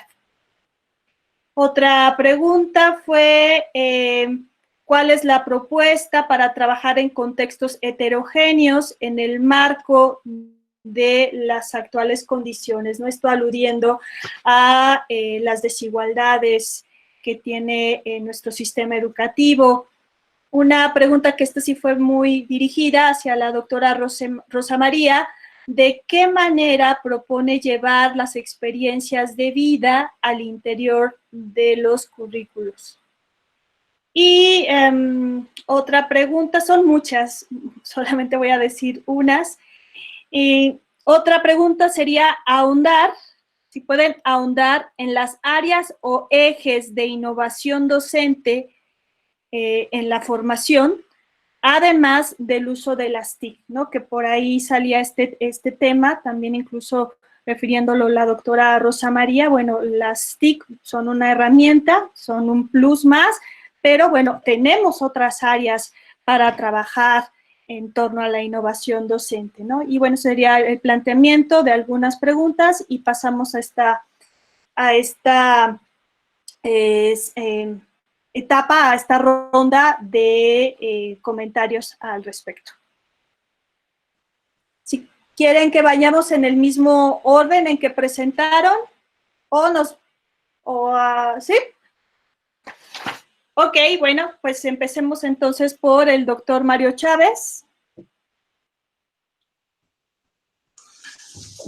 Bien, yo quisiera aquí centrarme un poco en este tema de cómo entrarle al asunto de la desigualdad, digamos, de que nuestros estudiantes no tienen las mismas posibilidades todos para poder tener este contacto en educación a distancia, pero también como nuestros docentes no tienen todas las posibilidades de trabajar con las tecnologías para poder desempeñar su labor cotidiana y que los aprendizajes en los distintos estudiantes tan diversos puedan ser efectivos. Aquí yo lo que quisiera decir es cómo han hecho hoy día las escuelas normales para vencer esta problemática, digamos. Por un lado, creo que ha servido muchísimo este asunto de no fragmentar, como decía la doctora Patti Ducois, los contenidos que hoy están, nosotros no los hemos, digamos, estamos recreando los contenidos que se requieren y buscando hacerlos mucho más integradores. Y en este sentido, creo que cómo hacemos participar al estudiante en una dinámica no necesariamente que replique lo que se hace en el aula de manera virtual, sino que sea resignificada en el espacio familiar, en su casa, en la cercanía de su comunidad. Y en ese sentido, creo que todo este establecimiento a través de grupos de WhatsApp, de mensajes de texto que no requieren datos, por ejemplo, o de la elaboración de pequeños cuadernillos y planeaciones que se han hecho llegar incluso a las presidencias municipales para que puedan ser ahí recabados por las y los estudiantes de las escuelas normales, ha podido superar un poco esta brecha de desigualdad en el acceso a la tecnología y en el acceso a la conectividad. Y por otro lado, yo sí quisiera aquí referirme también a que a no despreciar, digamos, el sentido o el impacto que las propias redes sociales tienen hoy día en formar comunidades de aprendizaje, como bien decía la doctora Gabriela, es decir, cómo se puede crear verdaderas comunidades de aprendizaje a través de los impactos en las redes sociales. Creo que esto es fundamental. Estamos hablando de dos generaciones que tienen que aprender a tener un diálogo entre ellas. Un grupo de docentes, digamos, en las escuelas normales, y perdón que me refiera nuevamente al tema de las normales, no a básica, pero cómo este grupo de docentes tiene que entender que está frente a una generación de estudiantes que manejan estas tecnologías, que tienen presencia en ellas, y cómo podemos empatar estas dos generaciones. Bueno, yo ahí creo que es todo un desafío cómo poder lograr este empate y este diálogo entre las generaciones. Bien, yo ahí le dejaría. Muy bien, Mario, muchas gracias. Doctora Rosa María, si quisiera comentarnos. Sí, yo retomaría quizás esta parte de cómo incorporar las experiencias de vida. Yo creo que hay una parte muy importante, lo han referido otros en otras exposiciones, en estos foros y en estos trabajos que se han intentado hacer para discutir qué pasa con el COVID. Yo creo que, por ejemplo, se han hecho experiencias entre los docentes y por eso digo que hay que aprender de lo que los docentes hacen. O sea, creo que hay que aprender de ellos y aprender con ellos. O sea, por ejemplo, algunos docentes con adolescentes les han pedido que fotografíen sus zonas de trabajo, ¿no? O sea, no quedarse solamente en el asunto de aprende los contenidos, tienes que saber las matemáticas, sino intentar acompañar ese proceso que ha sido tan complicado para los adolescentes en particular, que es todo un tema. O sea, ese sería todo un tema. Es decir, esta es la idea de cuidado. La idea de cuidado pasa por esas experiencias vividas y creo que tienen que ver con esa narración de la vida que puede ser por múltiples medios. O sea, la narración de la vida puede ser de mucha naturaleza y de muchas formas. Aquí lo dejo porque creo que eso daría para muchos, para conversar durante mucho tiempo. Pero quiero retomar también, y me permiten las preguntas, retomar el asunto de la formación de los maestros en alfabetizaciones digitales. Yo creo que son necesarias, ya lo han mencionado algunos de los ponentes, creo que ha sido muy importante y que son absolutamente necesarias esas alfabetizaciones con respecto a los artefactos, a los códigos técnicos, en fin. Pero creo que si pensáramos, por ejemplo, en el caso de la formación inicial, y también en la continua, pero particularmente en la información inicial, creo que tendríamos que trabajar en una formación tratando de ver la intencionalidad pedagógica que permiten esos artefactos y que permiten esos códigos. Es decir, hasta dónde también esos códigos y esos artefactos nos permitirían desordenar los contenidos y las estrategias tradicionales, o integrar esos contenidos, esa fragmentación que Patricia dice que existe y que quizás el docente puede rearmar de alguna manera en una lógica de usar estas tecnologías. Pero creo que hay que llevarlo a más y ver que también hay que hacer una formación hermenéutica de lo que son las tecnologías digitales. Es decir, cuáles son los sentidos de esas prácticas que no son puramente artefactuales y que en ese sentido podríamos ver cómo se establece el análisis de las redes, los abordajes sociales de las tecnologías en la diversidad de contextos y con las desigualdades, las tramas culturales que producen los medios y que generan formas distorsionadas de lo que podría ser justicia, cultura, paz y todo este tipo de cosas.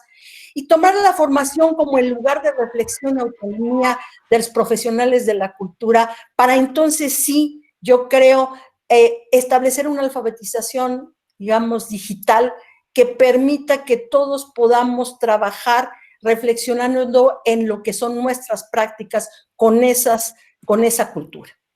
Lo dejaría hasta aquí. Muy bien, muchas gracias. Gracias. Muchos temas para seguir desarrollando. Alberto, por favor.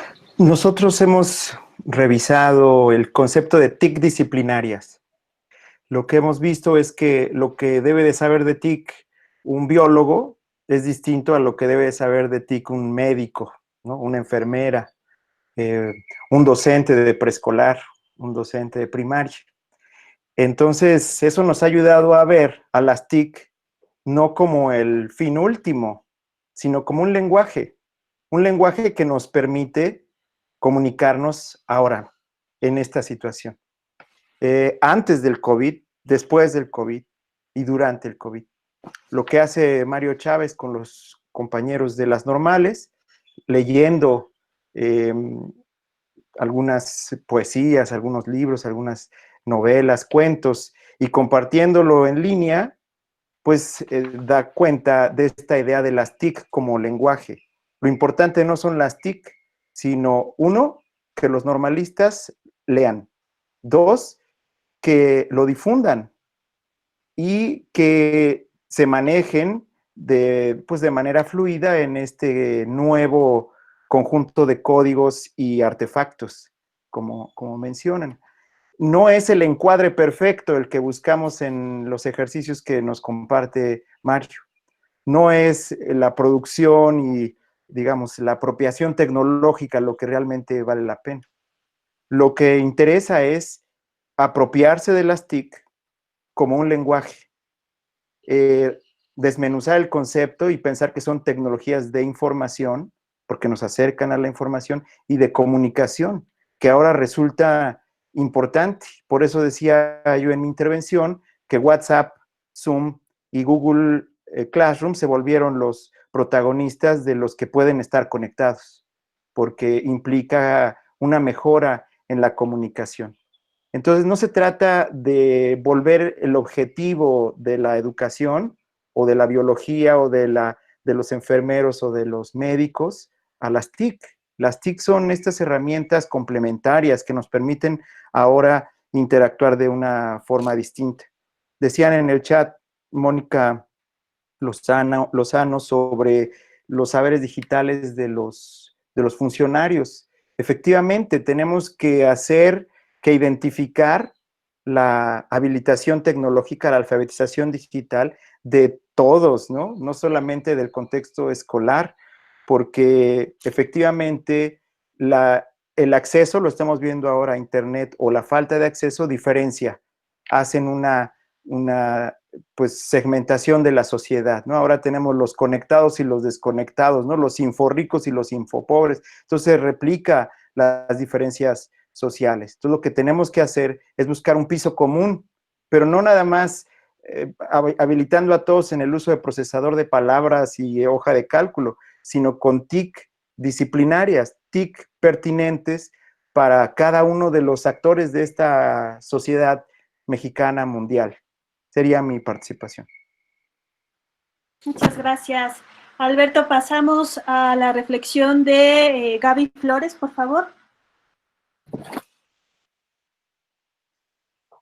Sí, Gaby, con mucho gusto.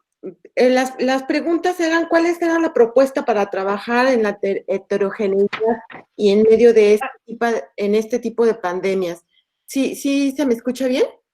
¿Sí? Sí. Ok, básicamente me gustaría comentar que obviamente no todas las comunidades tienen acceso a Internet. Y ahora con la pandemia, pues las clases magistrales no se han vuelto totalmente inoperantes en una educación a distancia. Si esta educación es a distancia virtual o no.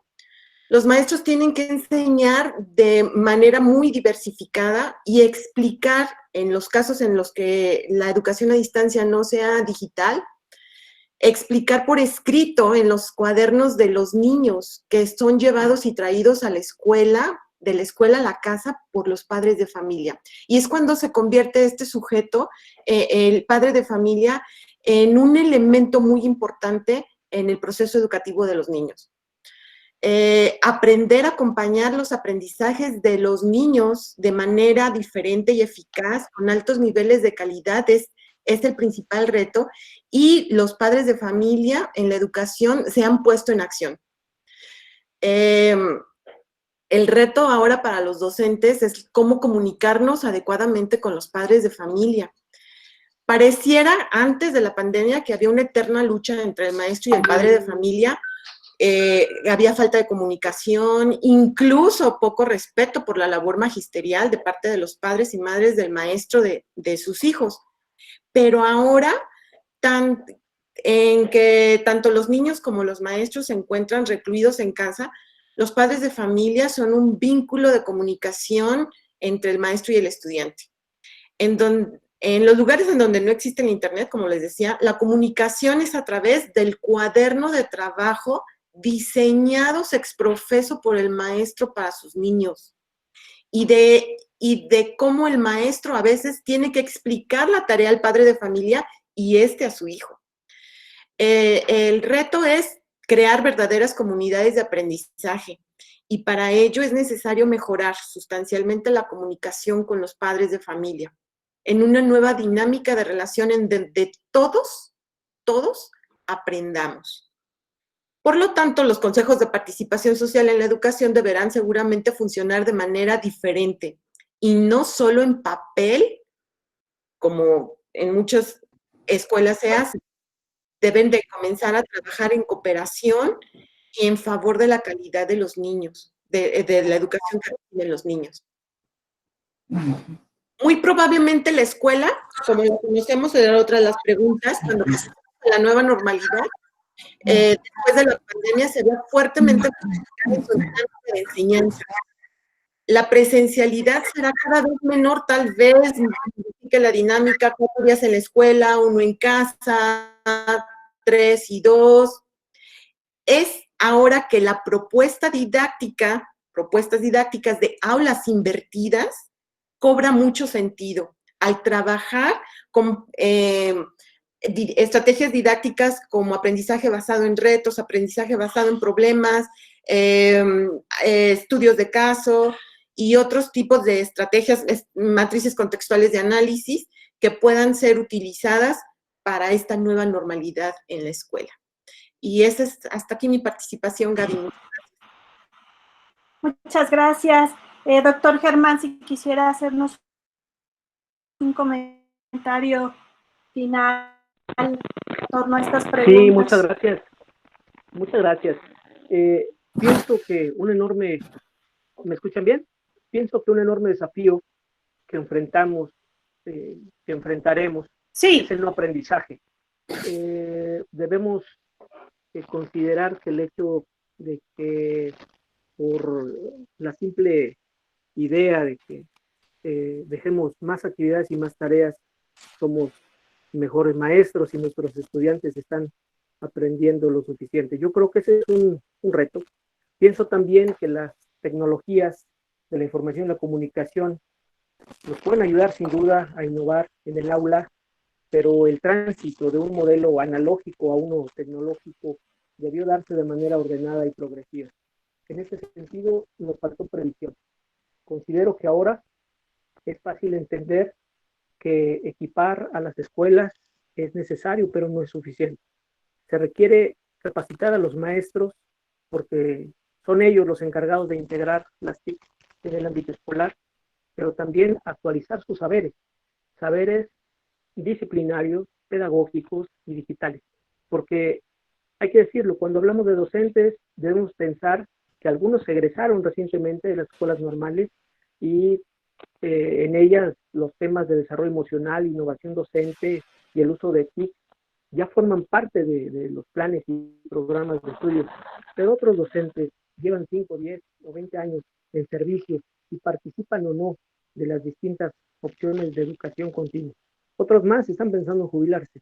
Entonces, las opciones de profesionalización deben estar bien pensadas, debidamente focalizadas. Considero que si bien gracias a las tecnologías podemos estar conectados con nuestros estudiantes, la presencia física, la proximidad y la calidez humana son insustituibles. En este sentido, coincido con mi maestra en el posgrado, Leticia Moreno Osornio, quien subraya la importancia de recuperar en la educación su sentido formativo. Como docente, pienso que debemos aprender a educar en la era digital, pero no debemos olvidar que las tecnologías son medios y no fines, y que un reto adicional es superar la exclusión tecnológica aún prevaleciente. Debemos asumir el enorme compromiso de una educación en, por y para los medios, sin olvidar que el maestro es irreemplazable y nuestra labor una tarea fundamental. Como he dicho en otro momento, es importante que junto con el analfabetismo digital erradiquemos el analfabetismo emocional, ese que nos permite no nos ha permitido ser lo suficientemente empáticos, sensibles y tolerantes. Finalmente, las TIC nos pueden ayudar, a innovar en el aula, pero el tránsito de un modelo analógico a uno tecnológico debemos pensarlo, debemos implementarlo cuidadosamente, debemos seguir capacitando a los docentes y desde luego subrayar que también padres y maestros debemos aprender y coordinarnos y a promover el uso correcto de las redes sociales, previniendo en niños, niñas, jóvenes los peligros reales y potenciales que pueden encontrarse en la red. Muchas gracias. Muchas gracias, doctor Germán. Y concluimos con la doctora Patti Ducua. Por favor, Patti. Sí, gracias, Gaby. Voy a ser muy breve, pero tengo una propuesta antes. Como son 1:45, Sí. yo quería proponer si integramos la pregunta 2 y la 3, porque si no, no sé hasta qué hora vamos a terminar, perdón. No, sí, Pati, o sea, estas preguntas, digamos, Ajá. intégralas, la que tú quisieras contestar, adelante, ¿eh? No creas que va a ser una ronda y No, luego... yo me refiero a la pregunta 2 Sí. de todos y luego a la 3, que si podemos integrarlas, ok. todos los que estamos participando en este foro, porque son 1:45 Claro. las 2, ya vamos en la 1. Sí. Bueno, Ok, yo nada más sí, aquí voy a ser muy integramos. breve. Creo que hay un elemento fundamental que tiene que ver con lo que Rosa María planteó respecto a las experiencias de vida. Y yo creo que en este ámbito actual, en esta situación actual, no se ha considerado la dimensión psíquico-afectiva de los alumnos, de los maestros y de los padres de familia. Y esto tiene mucho que ver para avanzar o para estancarse. Los niños de secundaria pueden haber trabajado con base en la propuesta oficial, pero algunos otros lo han abandonado, están aburridos, a ellos les interesa otra cosa. Entonces, no es fácil convocar a los alumnos a partir de la enseñanza a distancia. Punto 1. Punto 2, yo creo que el Estado va a tener que establecer otras muchas alternativas a través de textos para todas aquellas escuelas que se encuentran ubicadas en zonas rurales donde ni hay internet, ni hay café internet, ni hay nada. Incluso en algunos casos ni celulares. Entonces, la elaboración de materiales de apoyo va a tener que ser un reto por parte de la SEP para poder atender a la población total. Es una utopía pensar que el país entero está continuando con el aprendizaje. Esto no es cierto, esto es falso, por muchas razones.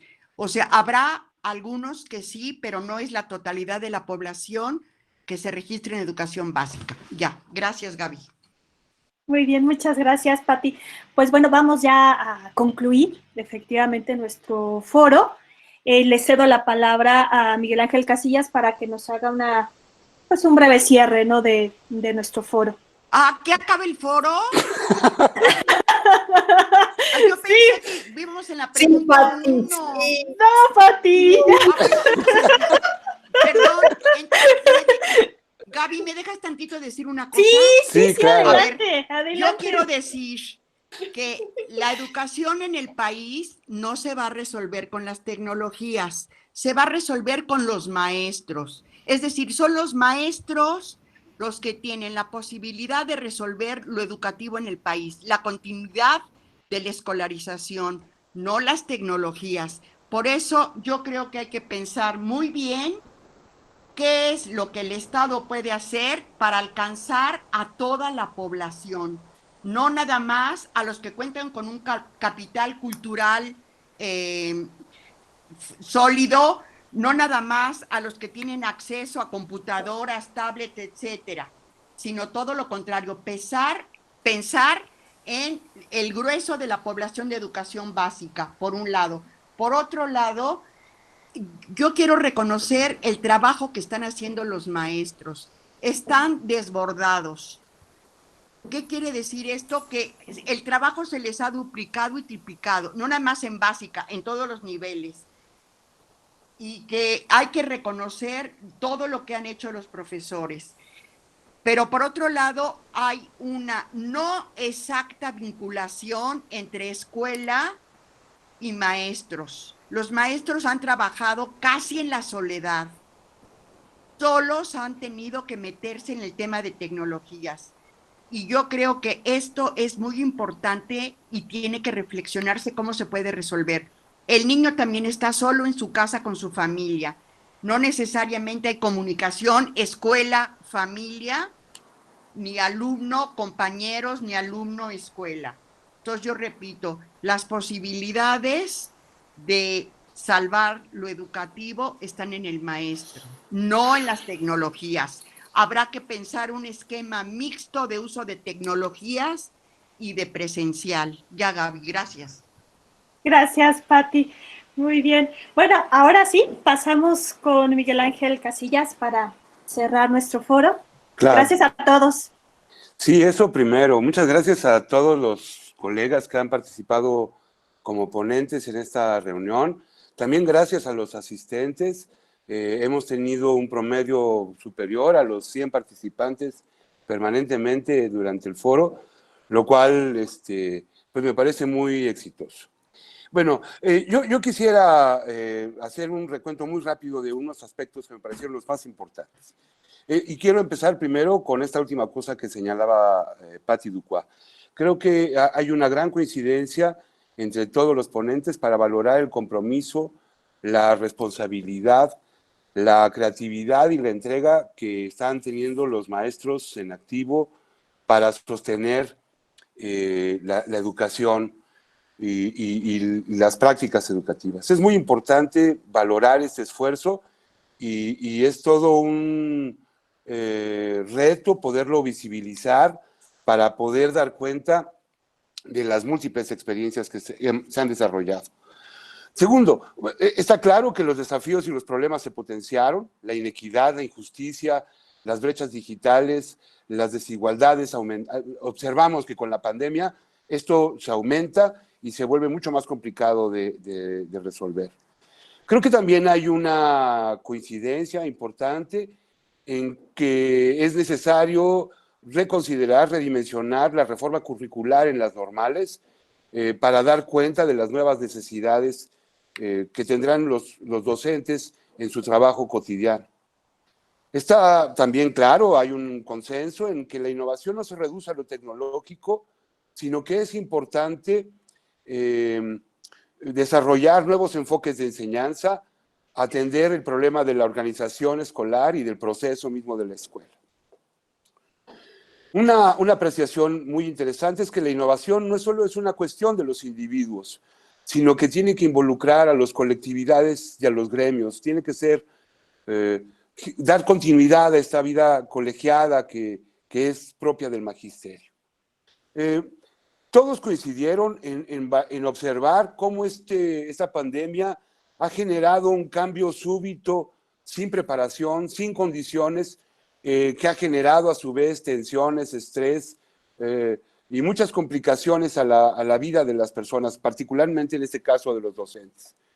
Es muy importante en este sentido aprender de la experiencia tanto en lo negativo, pero también en lo positivo, en todas estas nuevas maneras y experiencias que se han desarrollado de manera privado quizá por los profesores, pero que es necesario socializar. Finalmente, creo que hay una coincidencia en que es necesario una habilitación tecnológica de los docentes en activo y tenemos que pensar en lo mismo para los nuevos, para los que están en formación. O sea, hoy la formación de los docentes en activo y la formación continua de los docentes también pasa por lo tecnológico y en este caso creo que el foro ha permitido también observar demandas específicas, cosas muy puntuales y que en ese sentido la propuesta de Alberto pues es una propuesta muy puntual de hacia dónde podría orientarse la formación continua de los docentes para dejar, digamos, las reflexiones abstractas o generales y pasar entonces también a ver cosas mucho más concretas, específicas, porque esas son las sobre las cuales se va a tener que tejer la capacitación en estos nuevos momentos. En fin, yo recupero estos elementos, les agradezco otra vez a todos los participantes y ponentes sus intervenciones, sus muy elocuentes palabras, y bueno, pues agradecer también al equipo del COMIE que ha hecho posible este foro, a Alfredo y a todo el equipo, y por supuesto celebrar con Gaby y con Germán la amplia participación que ha habido. Gracias.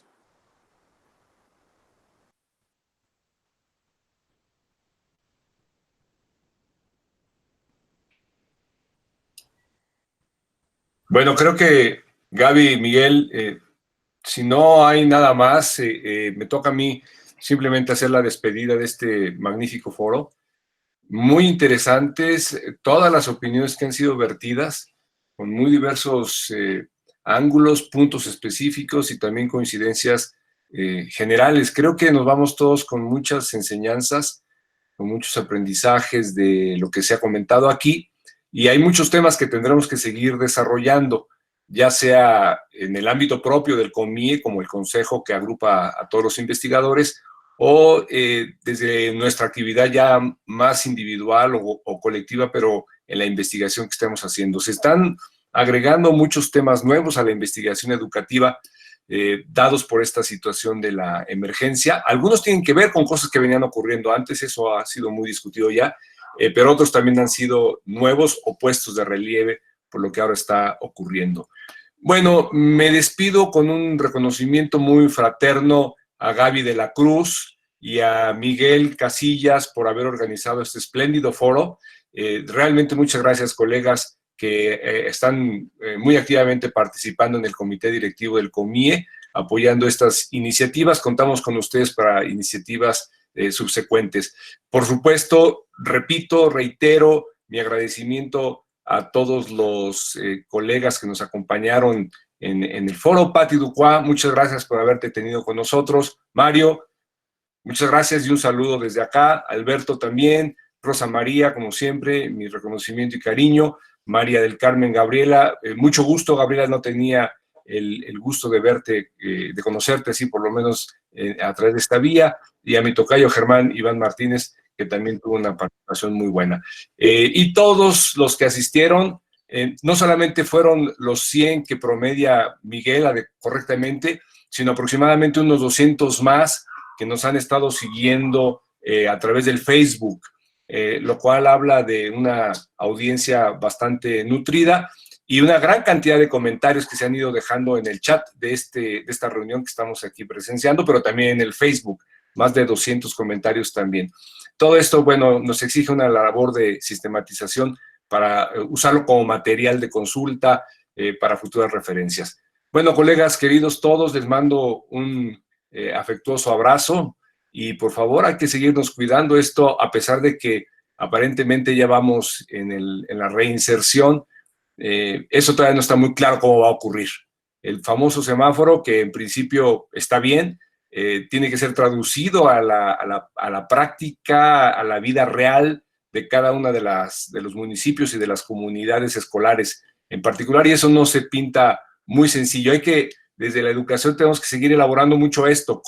¿Qué vamos a proponer para regresar, para atender las necesidades sanitarias que están muy comprometidas por el 75% del recorte al gasto operativo? Eso complica muchísimo las cosas, pero también desde el punto de vista educativo, académico. ¿Qué vamos a hacer con estos chicos? ¿Cómo vamos a saber cómo regresan los profesores? ¿Cuáles han sido sus experiencias? ¿Qué necesidades nuevas y antiguas que no han sido resueltas se necesitan atender? En fin, hay un montón de temas todavía por seguir y el tiempo se nos acaba porque a partir del 18 de mayo las cosas comienzan a regresarse y a partir supuestamente el 1 de junio tenemos que estar ya, no sabemos muy bien cómo ni en qué ritmo, en qué medida tendremos que estar regresando a las escuelas. Entonces hay todavía muchos temas que discutir y sobre todo que elaborar propuestas. Ojalá que las autoridades educativas también sean sensibles a lo que desde esta comunidad se está pensando y proponiendo. Bueno, reitero mi agradecimiento y me despido de todos ustedes muy cordialmente. Gracias. Un saludo a todos. Gracias por la invitación. Adiós. Gracias.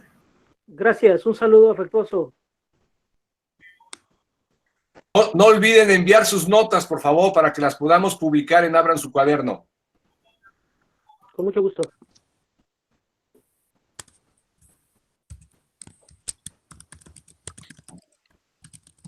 Un feliz día del maestro anticipado. Gracias.